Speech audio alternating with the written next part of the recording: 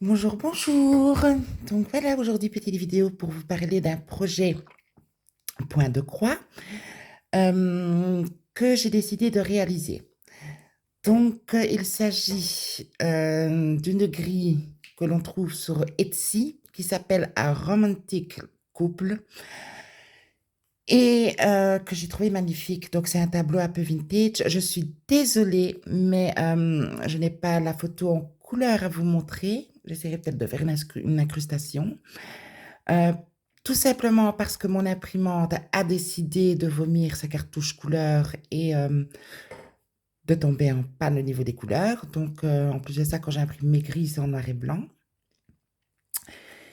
Et je l'ai fait en général sur Pattern Clippers aussi. Donc, voilà. Mais je vais quand même vous montrer donc le tableau. C'est une scène, on va dire, d'un tableau ancien avec un jeune homme, une jeune demoiselle qui représentent tous les deux un couple amoureux.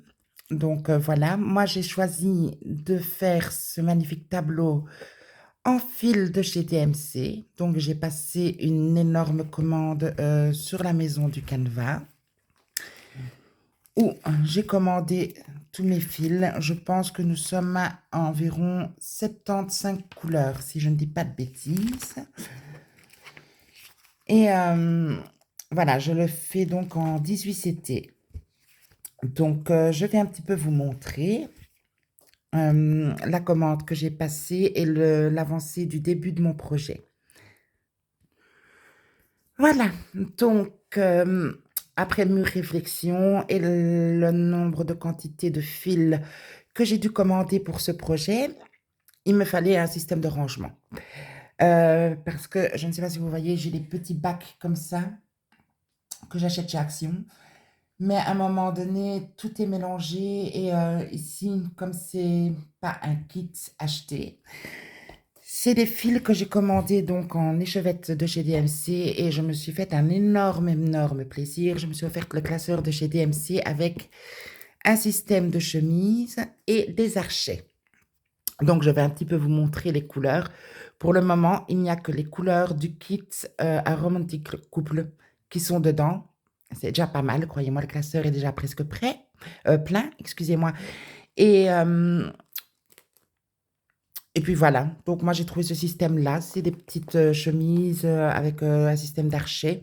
Donc on met les chevettes sur un archet et on enfile l'étiquette et on a tous ces numéros bien visibles. Donc, soup. Il y a des belles couleurs.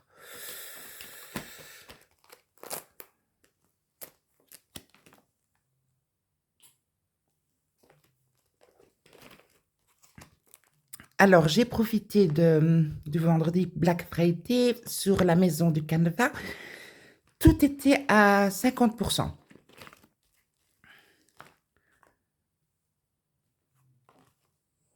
Je trouve voilà, ce tableau va être magnifique. Alors, ça, c'est le classeur dans lequel je stocke mes fils. Mais par contre, vous vous rendez bien compte que quand je brode, j'ai besoin quand même d'un organisateur de fils. Donc, je vais un petit peu vous montrer mon organisateur de fils. En l'occurrence, pour ce projet-ci, j'ai deux organisateurs de fils. Vu le nombre de fils, c'est des organisateurs de fils donc on trouve, vous trouvez ça un peu partout, je pense, sur Amazon. Les miens viennent de chez Amazon, mais j'en ai déjà commandé sur Shein. Et c'est des organisateurs donc de 50 fils qui permettent d'insérer une légende et de piquer ses aiguilles. Moi, personnellement, je désenfile et je réenfile après chaque couleur. Donc, je n'utilise pas de pique-aiguille. Alors, ce que je fais, je photocopie ma légende. C'est un peu fastidieux. Je découpe en carré et puis je colle la vraie légende parce que je ne suis pas bonne en dessin. Et ça me permet d'avoir vraiment mes fils organisés et prêts à l'emploi. Donc, pour le projet Romantique le couple, j'ai deux organisateurs. Voilà, donc nous avons 78 couleurs. Et voilà, je voulais vous montrer un petit peu ces organisateurs de fils-ci. Moi, j'en suis extrêmement contente. Et ça permet vraiment d'avoir tout sous la main. Je voulais aussi vous parler d'une de mes autres trouvailles que j'ai profité de commander au Black Friday sur la maison du Canva. Ce sont des organisateurs de fils de chez DMC aimantés.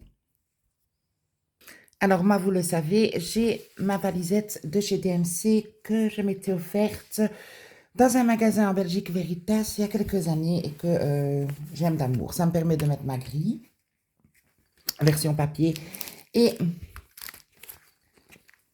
il y a un petit classeur avec des pochettes.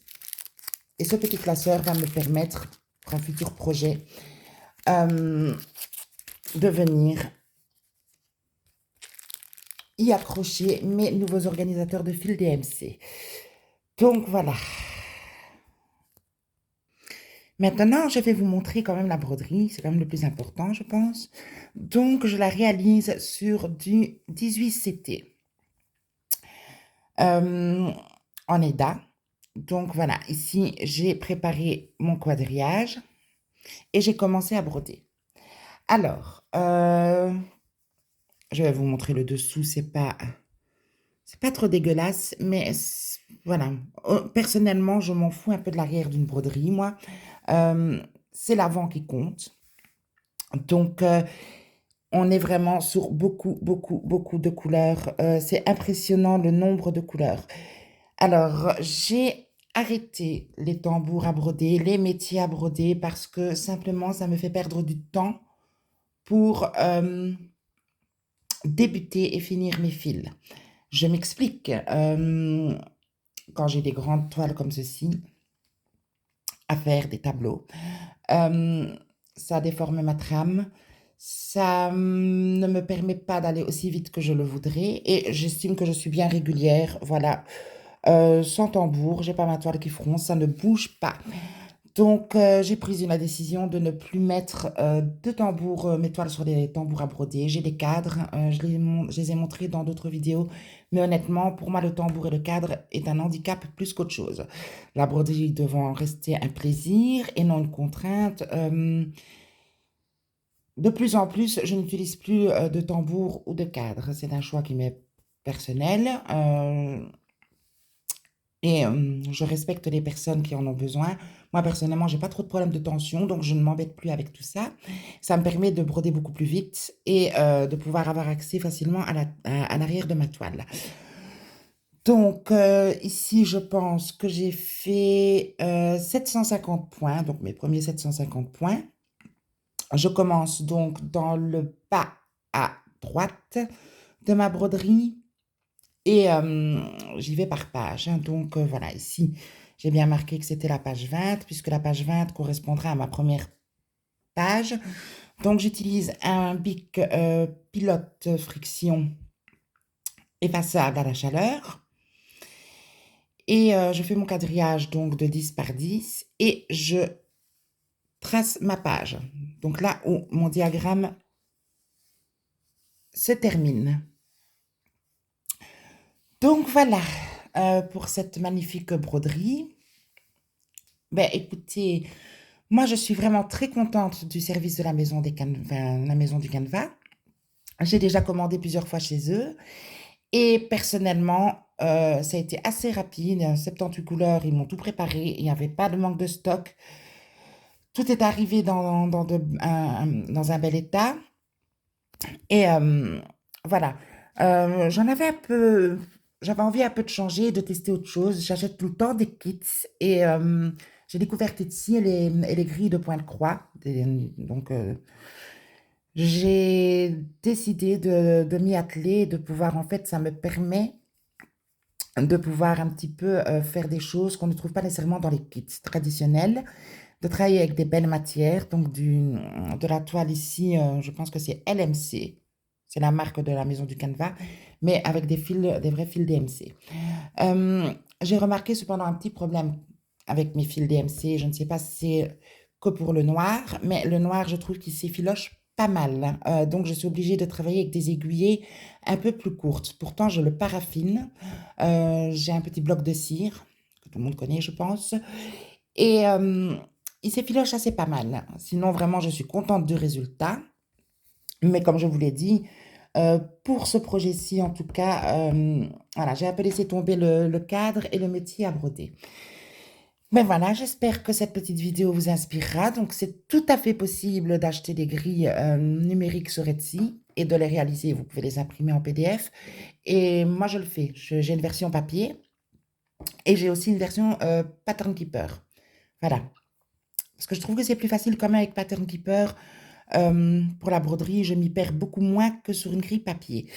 Et bien là-dessus, je vous souhaite plein de chouettes projets point de croix et de passer un, un bon hiver au coin du feu ou dans votre canapé avec vos loisirs créatifs. Au revoir.